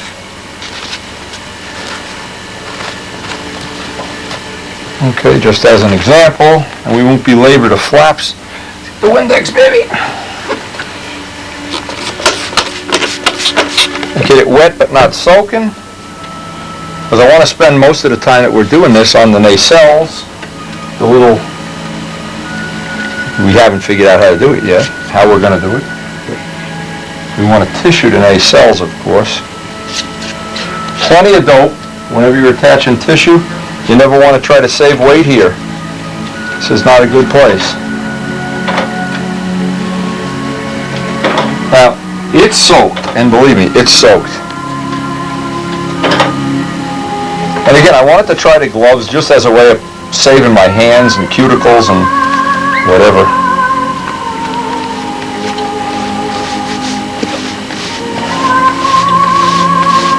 See if this is going to work. If it does, now obviously we're going to put some more dope on top.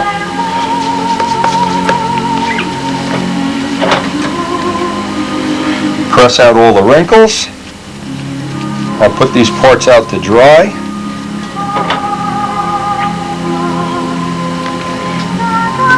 Pull out any wrinkles, and now the key part that I never omit is always rub the part down. This is the part when you see a lot of bubbles. Now you always run a chance you'll get 1 or 2, but when you get a lot of bubbles, this is one of the reasons you don't press that tissue down.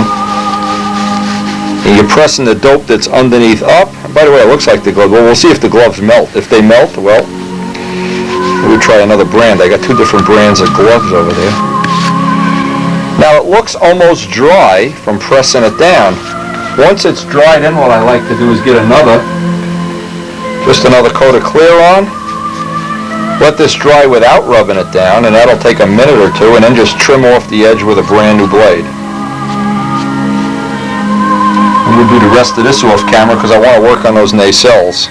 That might be interesting. We'll see how we can lay out the tissue on that. The point I just wanted to make before we go to the nacelles, anytime you're doing a flap, an elevator, stab, you want to try to do both surfaces, both sides, as close. You don't want to do one side and put it aside to dry, or it tends to warp it.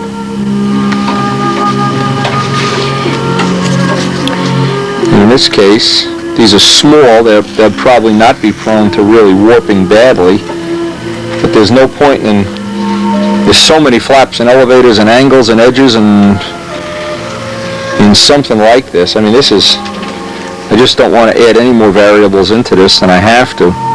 And it looks like the gloves are not melting. Well, we'll find out.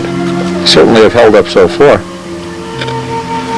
Especially helpful if you have a big cut or a gouge or something on your hand that dope and thinner certainly aren't going to do it any good. No, I just want to... Now that I have both sides of this done, now before I put it away, what I want to do is re-wet it so that both sides are wet at the same time, and they both would then hopefully tend to shrink at the same time. And that's a significant tip. I remember watching, I'm trying to remember how long ago it was, quite a while. We were building a prowler here, and doping the flaps outside, and I don't remember who it was, but they doped one side, put the tissue on in the blazing sun, and then started doing something else without tissue in the other side, and boy, talk about a banana. Yeah, now it's ready to put away. Yeah, the gloves seem to be doable. It's amazing. What's amazing to me about gloves is when the first day you use them or try them, you're totally convinced they're not going to work. By the second day, okay. And if you give it probably 3 or 4 days, you don't even know they're on. And I've gotten used to them because of doing so much molding. Again, the purpose of keeping this very wet is we want to go down through the tissue and get some penetration. These are the wettest coats you want to put on a model. It wouldn't hurt here. If you're not in a rush and you have unlimited dry time, add 10% retardant to the mix. That'll slow down the drying. It'll give it even more time to go down and create that chemical bond.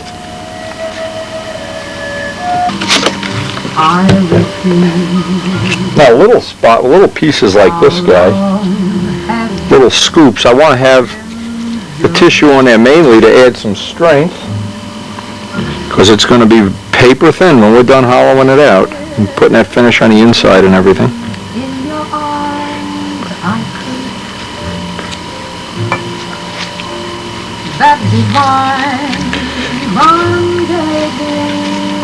Now, even though we're going to get wrinkles, it's a given we're going to have wrinkles here.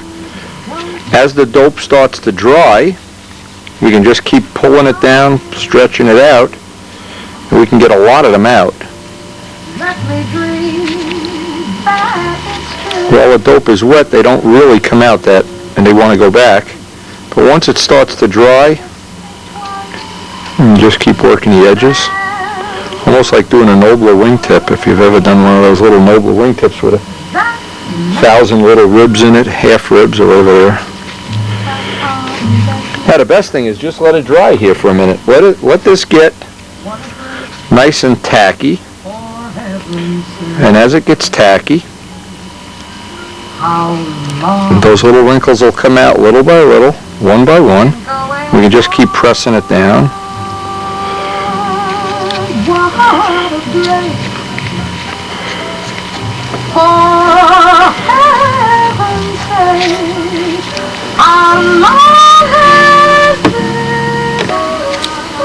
And once that starts to dry up, you can get a good percentage, even though the wrinkles will sand right out.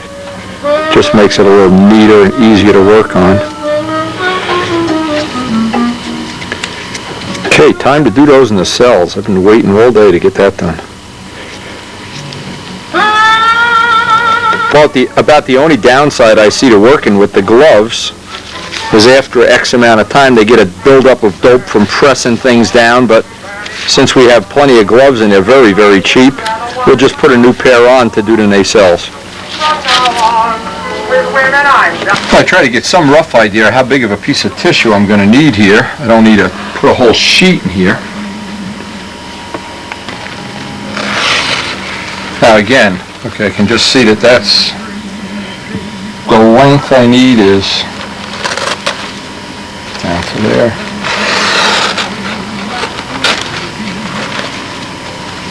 Okay, now the point I wanted to make is there's two choices. I can lay this on in strips and deal with overlaps, or I can try to do it in one piece and deal with the wrinkles, if any. Well, we're going to try one time. Again, we can go back and do this over and over again, so make the tissue plenty big. Let's see, this piece is not big enough. Oh, we can even use the small piece here, that'll be fine. So the first thing I want to do is wet the tissue out. And again, I want to make sure I soak everything. I don't want to be cheap with the dope in any way, because ultimately, even if we did put on too much, it's going to get sanded off. A substrate is a substrate is a substrate. No matter how you put it on, you can sand it off until that silver is shiny, and you'll never have too much or not enough, as long as you get that coat of silver to come out shiny. I'm going to try to bring this down around as far down as I can, although I know I got to do a little adjusting here.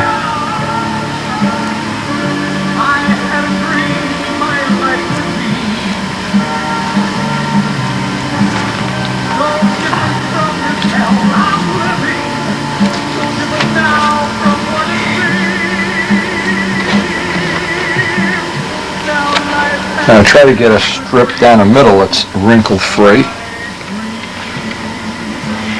Again, dealing with the wrinkles is never really a big deal. They sand right out, but I always try to, I guess it's just more impressive when you can lay it on without the wrinkles.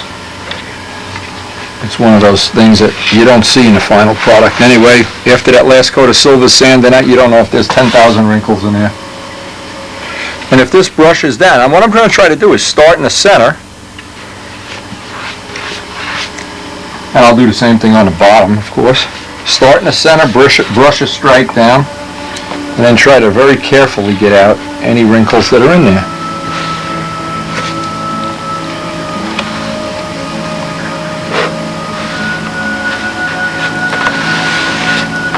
And years ago, I used to be paranoid about not having wrinkles in it. Oh, I'll see them in the fire now. You buff the plane out and you do all that sanding, especially if you use the silver filler method. Now, what I need to do, and a scalpel blade works well for this, is I need to do a cut-in like I'm laying a piece of carpeting here. I don't want it down on the fillet, I want it about 1/8 of an inch from where the fillet will be. And if I miss a little spot here, it's really not the end of the world. I need to do the cut-in here. And since all the silver is going to get resanded anyway, we know we have a majority of the work on the wing under control.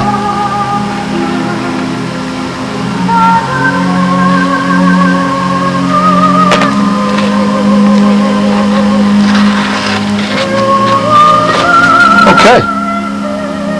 Now I can start in that center position and work my way down to the edge.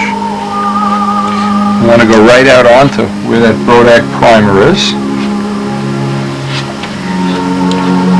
I'm going to put a little piece in here because this is where it always tends to crack, right where the joint, where the fillet joins the back of the wing. I'll just lay a little piece of tissue in there.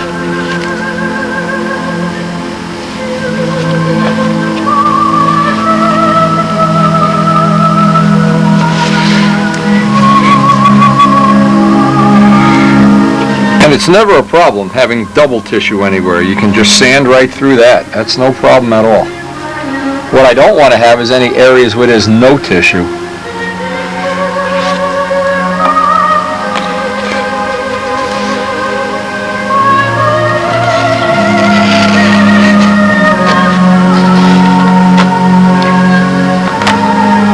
Yeah, I want to lay a little piece right in there. Again, I've been building that up with Brodak primer as I went along.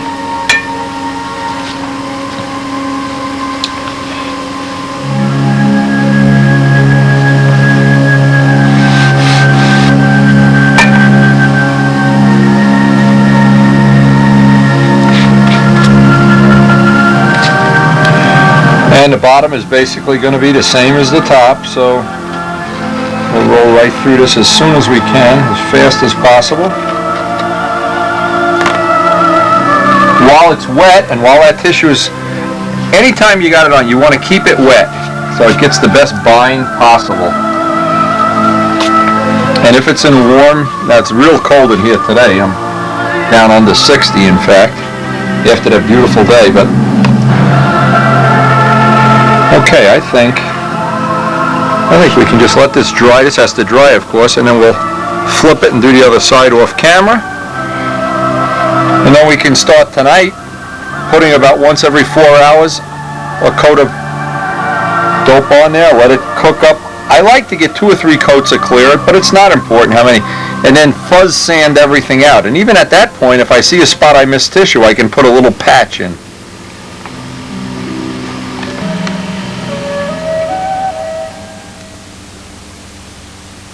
You can get an idea here. There's some of the little wrinkles.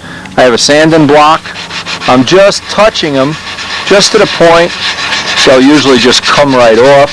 If I happen to go down through the tissue, I'll make a little patch when I put the next coat of clear on. Usually it's a good idea to sand the tissue after you get at least 2 coats of clear on. Now you can see I'm just trying to work my way up the fuselage where we had more wrinkles. There's been, let me just focus this in better. I'm trying to do this through a lens cap. You can see a wrinkle here, but they're not going to come through after 2 or 3 coats of clear, and certainly after a coat of filler.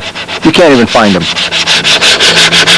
And I can work the sanding block right down into the fillet. One of the things that mystifies a lot of people is taking a full fuselage ship and tissue in the body, and they always try to, in some way, cheat the system. You just got to pay the price, sand out the tissue, even if you get the wrinkles.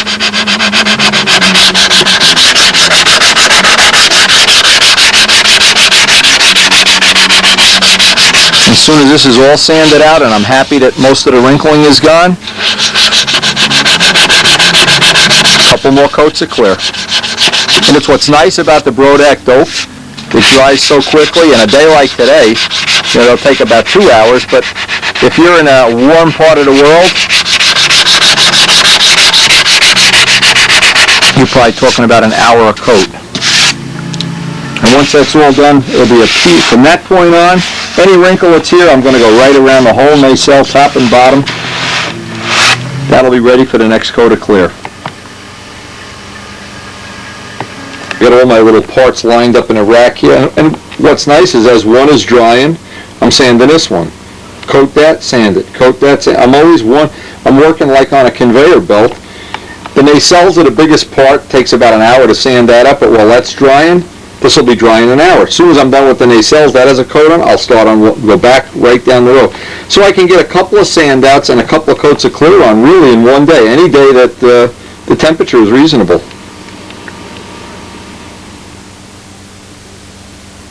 Another thing too, while doing a big sand out like this, I try not to rush it. I try to, say it's at least an hour to sand this out. So I'll try to have a cup of coffee, I'll try to not try to get it where I'm looking at it and saying, because the time I spend sanding, the other stuff is drying, and it kind of balances out. I get all the little parts while this is drying, so they bounce back and forth, and by the end of the day, I should have 3, 4, 5 coats of clear on everything. And then that can sit up and dry overnight.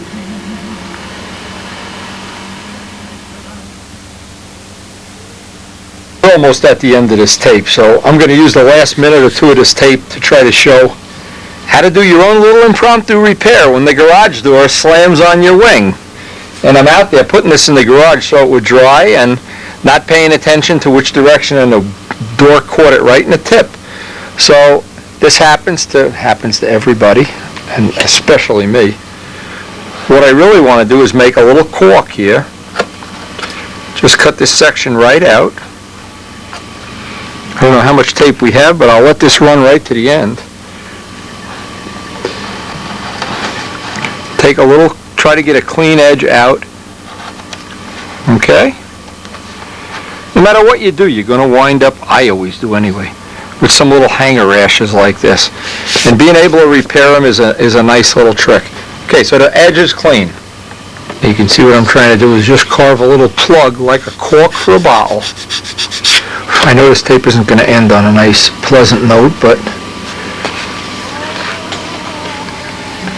now I just stick that piece in with some thick CA.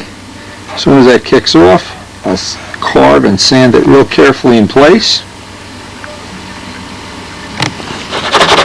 And the trick is to just sand enough that you're going out onto the silver or onto the other area that already has paint, in the case of it was the painted part. Now we're going to seal this with some thin CA, one coat.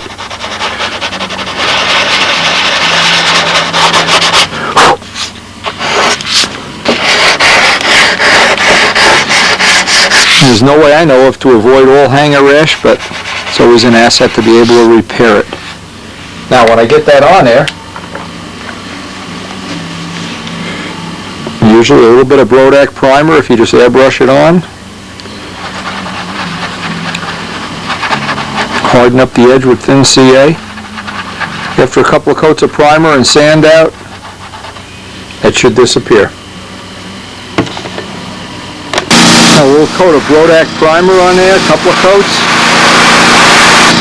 Always leave the last coat of thin CA on there before you put the Brodak primer, and you'll find out you can blend it right in.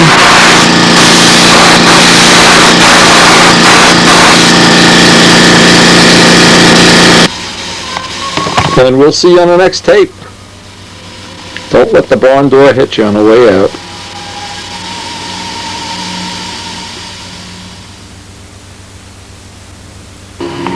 Again, thanks for joining us. Please share the tapes, share the information you've learned with other people, and we'll all enjoy the hobby more.